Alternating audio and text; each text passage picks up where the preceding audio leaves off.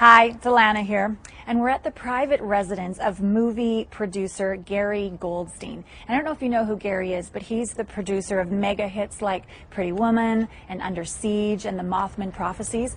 But what I've learned is that he didn't start out necessarily as a film producer. He has another profession that I'll see if I can get him to admit. But what's interesting is that he did start out really creating low-budget films. So let's go inside, let's see what we can find out for you, all right? Come on. Hey, Gary. Hello. Alana. How are you? Yeah, good to meet you. Welcome. Come on in. Thanks for taking time today. Absolutely. My pleasure. So how did you get started as being a movie producer? The truth? Yeah. I was a criminal defense lawyer Really? in San Francisco. I grew up in San Francisco. And I had this idea. Some of my heroes back then were criminal defense lawyers, so I became a criminal defense lawyer. Okay. There was never a worse match of temperament and profession, ever.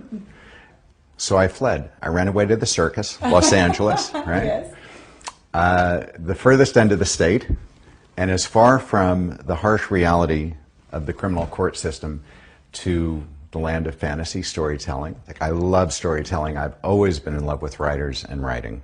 It was my love of writers and writing that made me want to come to Los Angeles, to the film business. But the way I began was by making ultra low budget, almost no budget films. Okay. During the writer's strike of '88, one of my clients, Jonathan Lawton, came to me with a script and he wanted to direct, and he asked me to raise money. I had never done that. I'd never produced a film. I'd never raised money. I did. I raised a small amount of money, and I went to him and I said, I've got a partial. He said, oh no, that's more money than we need. Wow. That's a budget. Great. And by the way, now that you've raised it, you're responsible for it, and you're the producer. Really? Voila. I said, well, I don't know how to produce a film. He said, well, that's okay. I don't know how to direct. Let's go do it. We had way too much fun. So we made a film. We shot it in 11 days. We edited it in 3 days, and then boom, we were on a plane to go to the Sundance Institute on another project. Wow. Right? It was guerrilla filmmaking at its, not at its finest. It was just at its most fun. And so I got the bug. Sure, that's I got bitten, and made another number of low-budget films. Every film that got made was a series of failures until it got made, right? Thank you, yeah. But we don't know that. Of course you don't know that. But no, a film is, it's a lot of moving parts. It involves a lot of humanity, a lot of different talents and expertise. You have to galvanize and align a lot of brilliance to get that film made and released. Right. So you can, you know, logic says there's going to be a lot of bumps in the road. But even getting a film across the start line, I'll give you an example. The Mothman Prophecies was a film based on a true story. And that project was rejected by every company in Hollywood.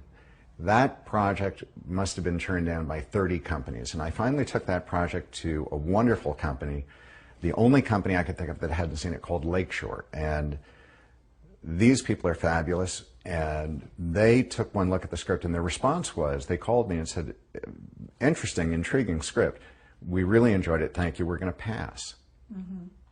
And my response after a pause was, I really appreciate it. Thank you.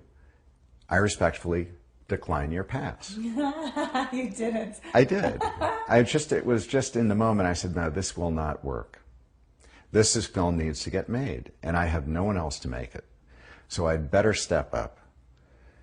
So I said, absolutely, you're free to pass, of course, but let's have a face-to-face meeting first. Right.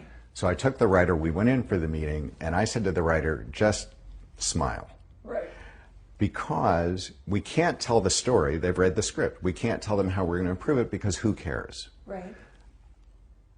I'm not sure what I'm going to say. We're just going in for this meeting. With your passion and your commitment. The story, for those who haven't seen the film, is basically, it's set against the true story, the facts of this tragedy in West Virginia with the collapse of a bridge and on the eve of Christmas. And Richard immediately begins to lose his tether, and he interprets 100% of everything that goes on as his wife trying to communicate with him. And it tears his soul apart.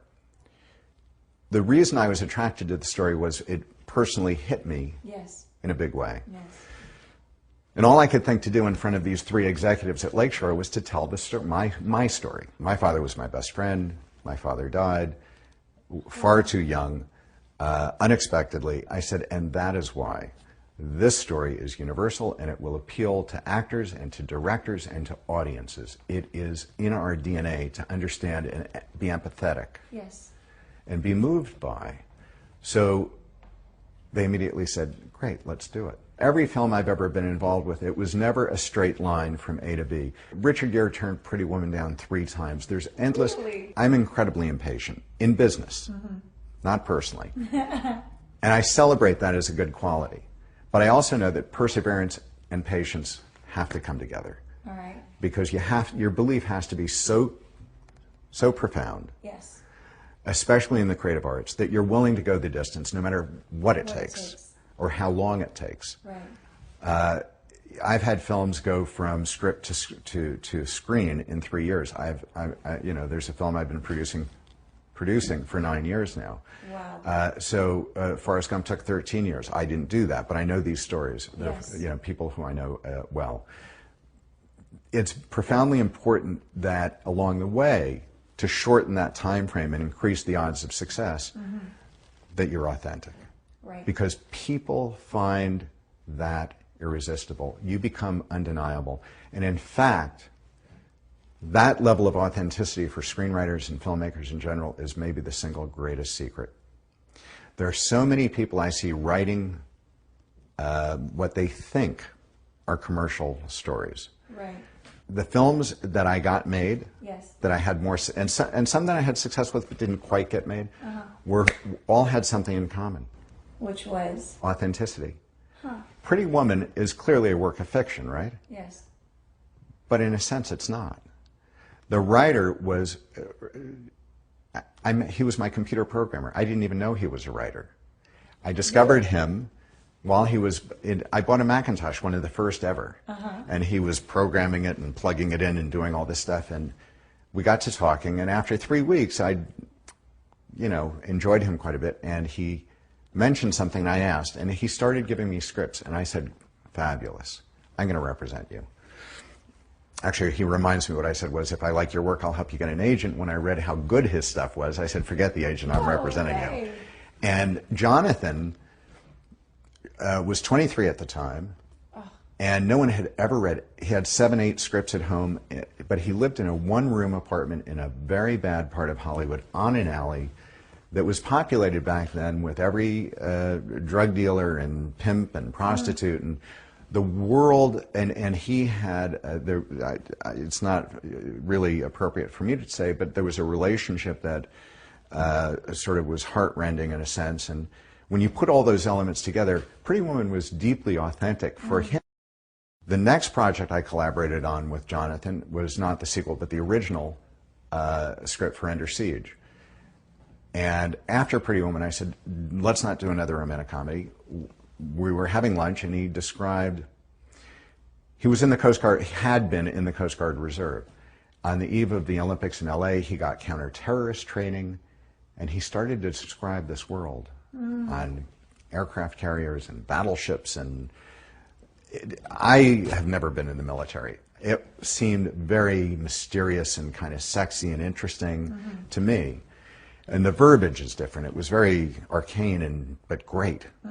And so I just asked him, could you write a story set in that world? And he said, yeah. So he went away and wrote it. The premise, obviously wildly fictional. Maybe not wildly, but fictional. What was interesting is, over the course of it, we had all kinds of, Delta Force and SEALs and I don't know, they had all kinds of decorations, and they were very fancy military people. And every one of them said, we got official and unofficial Navy cooperation, and the reason is because they looked at the underpinnings, the architecture, the truth of the world that he created, and they respected what it was. Even though the aircraft carrier got ransacked by terrorists, nuclear arms taken off, right? Right. I mean, in the end, they saved the day. But you would think the military wouldn't want that story told. And they celebrated it because finally here was a writer who wrote who understood and wrote accurately, portrayed accurately their world. So there was an authenticity of experience and on the page. Again. That's consistent. I could go on, but that's consistent throughout the films. There's something either personally or externally and or both that is deeply authentic about it. And that's one of the things that I always encourage writers and filmmakers to do, is to find stories that really, for them, is deeply true.